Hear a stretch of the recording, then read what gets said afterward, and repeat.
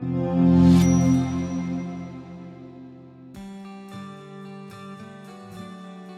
Everyone, ఇవాళ మనం అరటికాయ ఆవపెట్టి కూర ఎలా చేయాలో చూద్దాం. దాంట్లోకి నేను 2 అరటికాయలు తీసుకున్నాను. వీటి చెక్కు తీసేసి ముక్కలు చేసి దీన్ని నీళ్ళల్లో ఫస్ట్ ఉడకబెడదాం.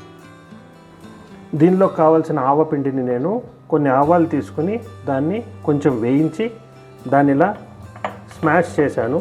మీ దగ్గర ఆవపిండి రెడీగా ఉంటే దాన్ని డైరెక్ట్గా వాడచ్చు.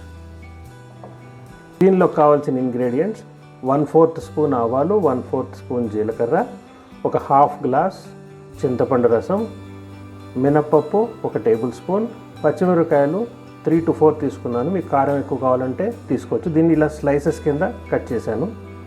శనగపప్పు 1 టేబుల్ స్పూన్, ఎండుమిర్చిని ఒక 4 to 5 తీసుకున్నాను హాఫ్ చేసి, పసుపు 1/4 టేబుల్ స్పూన్, సాల్ట్ కావలసినంత. దీనిలోకి మనం కరివేపాకుని పోపులో వేయిస్తాం. కొత్తిమీర గార్నిష్కి వాడదాం.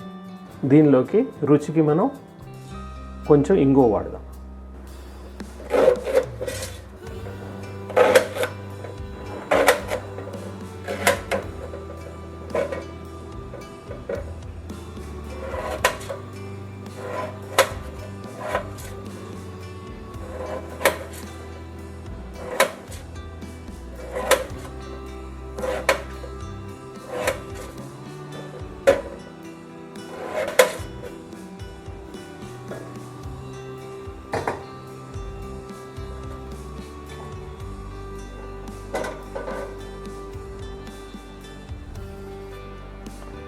ఇప్పుడు కట్ చేసుకున్నటువంటి అరటికాయ ముక్కల్ని మనం ఒక 90% ఉడికేంత వరకు దీన్ని ఉడికించుకుందాం. ఇప్పుడు మనం 2 to 3 టేబుల్ స్పూన్స్ ఆయిల్ తీసుకుని ఆయిల్ వేడైన తర్వాత మనం దీంట్లోకి శనగపప్పు, మినపప్పు, ఆవాలు, జీలకర్ర వేసి కొంచెంసేపు ఫ్రై చేద్దాం.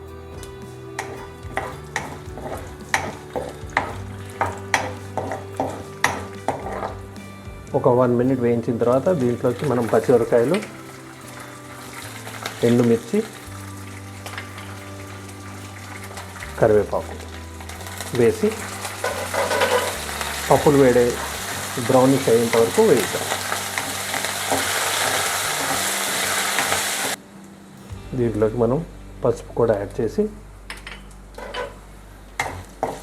ఇంకో 1 minute దీన్ని వేయిద్దాం. పప్పులు వేగిపోయాయి కదా, ఇందాక మనం ఉడకబెట్టుకున్నటువంటి బనానా ముక్కల్ని దీంట్లోకి యాడ్ చేసి వీటిని ఒకసారి ఇలా కలిపేసి వీటిని మనం ఇలా స్మాష్ చేయాలన్నమాట. అప్పుడు ముద్దగా కూర వస్తుంది.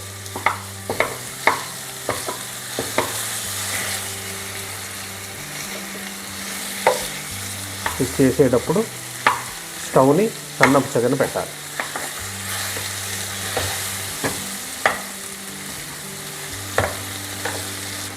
దీన్ని ఇలా స్మాష్ చేసిన తర్వాత మనం దీంట్లోకి ఉప్పు యాడ్ చేద్దాం.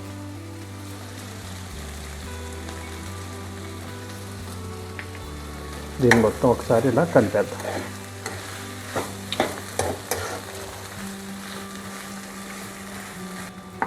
దీనిలోకి మనం ఇటువంటి స్టీల్ గెరిటె వాడుకుంటే దీన్ని స్మాష్ చేయడం ఈజీ అవుతుంది. ఇప్పుడు ఆల్మోస్ట్ స్మాష్ చేసాం కదా, దీనిలోకి మనం ఇందాకని పెట్టుకున్న చింతపండు రసాన్ని యాడ్ చేద్దాం.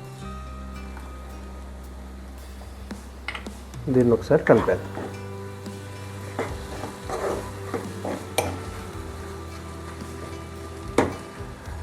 ఇదంతా కూడా మనం సన్నపు సెగన చేస్తున్నాం.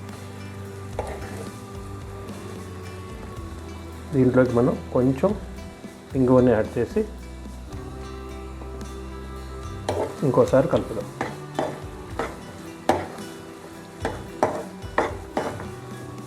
ఇప్పుడు ఇందాక మనం దంచి పెట్టుకున్న ఆవపిండిని దీంట్లో వేసేసి దీన్ని కలిపి ఒక 1 minute ఫ్రై చేద్దాం.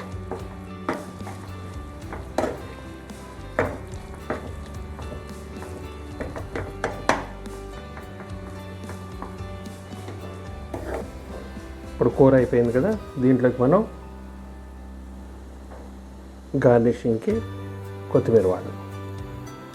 ఈ కూరని వైట్ రైస్లో నెయ్యి వేసుకొని తింటే చాలా బాగుంటుంది.